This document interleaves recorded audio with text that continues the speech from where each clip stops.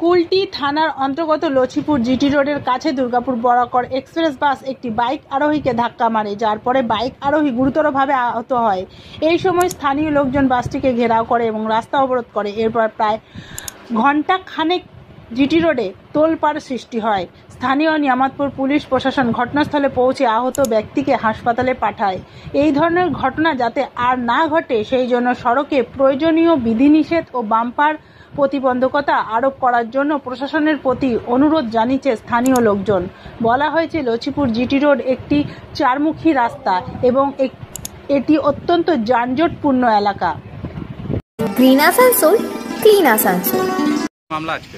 মামলা আছে যে সকাল 8টা, সাড়ে 8টা 8:35 নাগাদ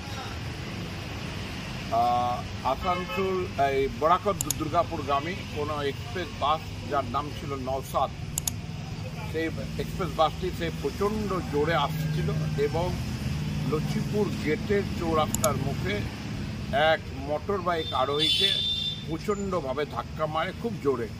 সে সেখানে যায় পড়ে এবং গুরুতর আহত অবস্থা হয়ে যায়। তার সাথে সাথে এখানকার স্থানীয় লোকরা সব বাসটিকে আটকে ওখানে আটকানোর ফলে জিটি জাম পড়ে যায়।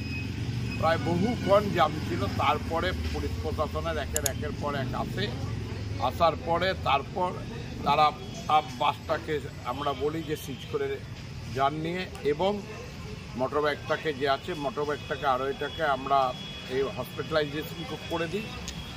এবং সবথেকে দুঃখের ব্যাপার সেটা হচ্ছে ঘটনা ঘটার পর থেকে এত অ্যাম্বুলেন্স থেকে যারা এখানে স্থানীয় অ্যাম্বুলেন্সের ব্যবসা করে বা অ্যাম্বুলেন্স যাদের আছে তাদেরকে অনেককে ফোন করেছে, কেউ ফোনটা পর্যন্ত ওঠায়নি।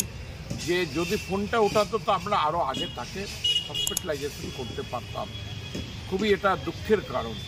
তবুও যাই হোক, পুলিশ প্রশাসনের গাড়ি এসেছে, ওই গাড়ির মধ্যেই আমরা আপনার ওই অসুস্থ অবস্থায় যে আছে, যে আহত অবস্থায় যে আছে তাকে উঠিয়ে বাদে আমরা হসপিটালাইজে আমাদের গভর্নমেন্ট হসপিটালে। আমি Dinesh Garai, Shubham enterprise MD, apex international human রাইটসের আসানসোল দুর্গাপুর চেয়ারম্যান। সমস্ত শিল্পাঞ্চলবাসীকে অগ্রিম প্রীতি ও শুভেচ্ছা দুর্গাপূজার।